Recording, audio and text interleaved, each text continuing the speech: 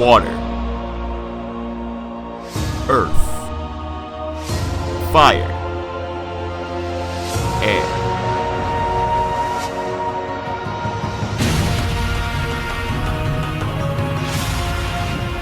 The Legend of Korra Season 4 ended with Korra and Asami getting together, as confirmed by the creators. It was a revolutionary thing to do, because there aren't many cartoon characters, especially at the time, that were openly LGBT. Most media has the male and female lead together in the end, and as co-creators Michael Dante DiMartino and Brian Konietzko have stated, they wanted to differentiate themselves from the norm of modern writing. Most fans, including myself, liked the Korrasami ship becoming canon, but was there really a reason for it? Now this explanation is going to be in terms of how their relationship was written, not in terms of my or anyone else's opinion. This analysis will be completely and utterly objective. This is also not to discredit Konietzko, DiMartino, or the other writers on the show, because they are quite capable and in fact great writers. Heck, both the original Avatar and Legend of Korra were nearly perfect, and I have nothing but respect for the creators, so I don't want anyone to take this criticism the wrong way. Without further ado, let's take a look at how Korrasami makes no sense in the context of the show.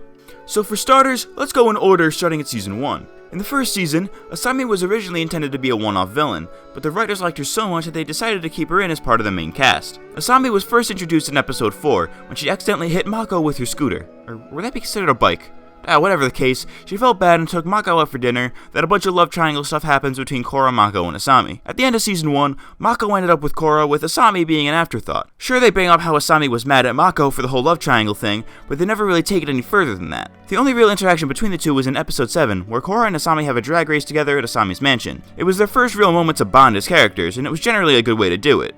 All of that is essentially then thrown out the window when, for the rest of the episode, Korra accuses Asami's father of backing the Equalists. She of course turned out to be right and Asami grew to hate her father, but where I start to take issue here is that Asami doesn't show any resentment towards Korra given everything that she's done so far. If anything, Asami should hate or at least try to hate Korra for what she's done to her. Korra took away her father, aka the only person she had growing up who loved and supported her lavish home life, and even Mako. She is certainly right to forgive Korra, but there isn't anything that shows her struggle to do so. A better way to do this would be to have Asami hate Korra at first, but then grow to like her as the series goes on. While it is in her personality to be forgiving and mature, she has no reason to be cool with Korra right away. After episode 7, the two don't have any meaningful moments with each other for the rest of the season.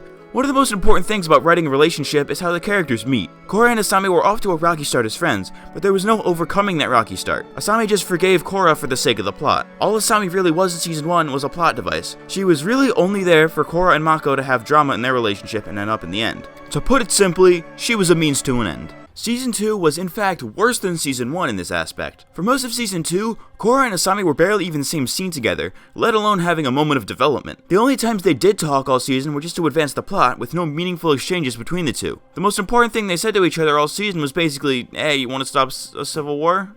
Yeah, sure." Asami wasn't even present during the final battle against Unalaq. She was with Katara in the healing hut. They had no moments together to support the ship at that point in the series. The out-of-universe explanation for this was because co-creator Brian Konietzko toyed with the idea of Korrasami during the development of Season 2, but it was nothing more than an inside joke at the time because they never thought Nickelodeon would actually allow it, as he explains in his Tumblr post about the ship. It wasn't until Seasons 3 and 4 where they actually started developing their relationship into something more than just mere acquaintances. Season 3 had a few moments between the two, but they could easily be misinterpreted as the two just being really good friends. The direction they seemed to be taking it in was very subtle in that way. They had a lot more scenes together in Season 3 than the other two seasons, but the scenes weren't overtly trying to show development between them as a couple. This is one of the main problems with writing an LGBT couple. Since only about 4% of Americans consider themselves LGBT as of 2016, the 96% of people who are not LGBT won't necessarily see two same-sex characters as getting together, so to a straight person, moments like these could look less like a romantic relationship starting to form and more like two really close friends. To get subjective for a moment, I personally didn't see these moments as a romantic relationship forming until Season 4. I hope this doesn't come off as homophobic, but I just saw the moments like these as Korra connecting with the only real female friend she had in the series. Anyways, this continued for the first half of Season 3, but then all got pushed to the side as the conflict with the Red Lotus picked up steam. They didn't have time for moments like these because the plot was moving so fast, which is a problem with the series as a whole. Heck, Korra and Asami had plenty of time together when they were captured by the Earth Kingdom, but they were more focused on escaping and warning the others. They didn't have time to discuss their feelings, and as a result, the relationship suffered a bit. Okay, so Season 4 was where the Korrasami ship started to really get going. There were plenty more of the moments from Season 3, but they were more obviously flirty than friendshipy. In 408, for example, Asami brings a conflicted Korra some tea, and watch for yourself. I brought you some tea. I thought you might be cold out here. You're so sweet. As far as developmental moments like these go, Season 4 hit the nail on the head. The problem that many had with Season 4 was the subplot of Korra writing to only Asami during her 3-year hiatus. This was all done off-screen between seasons, which is fine, but they only bring it up like twice, which is almost an excuse for their almost abrupt increase in flirty moments from Seasons 3 to 4. They've been writing to each other off-screen for 3 years, so no wonder they're a lot closer when they finally meet up again. It's almost as if the writers did this intentionally so they could focus more on the story and less on relationship subplots. What also bugged me about this season was how it took literally half the season for Korra to reunite with Asami, when they could have used that time to deepen their feelings for each other. I get that they needed time to get the plot moving, but as Konietzko himself stated, Korrasami was intended as the endgame of the series. If they wanted it to happen so bad, they should have used this time in the first half of the season to give Korra and Asami more screen time together. They probably could have cut episodes 3 and 4 into one episode, or 5 and 6 into one episode, which would have left more room for Korra and Asami moments. I get that the overarching plot comes first, with the characters second, but if they wanted the final moments of the finale to have more meaning, they should have given it more meaning by giving the relationship better context. Cute or flirty moments don't exactly cut it if you want them to get together in a serious relationship. All in all, the general consensus is that Korrasami is great for a lot of reasons, like its LGBT representation and being one of the few fanships to actually become canon. And I'm for all of this, but the way they handled it was simply lazy in my eyes. It seemed like they wanted to do this as the finale, but didn't write around that.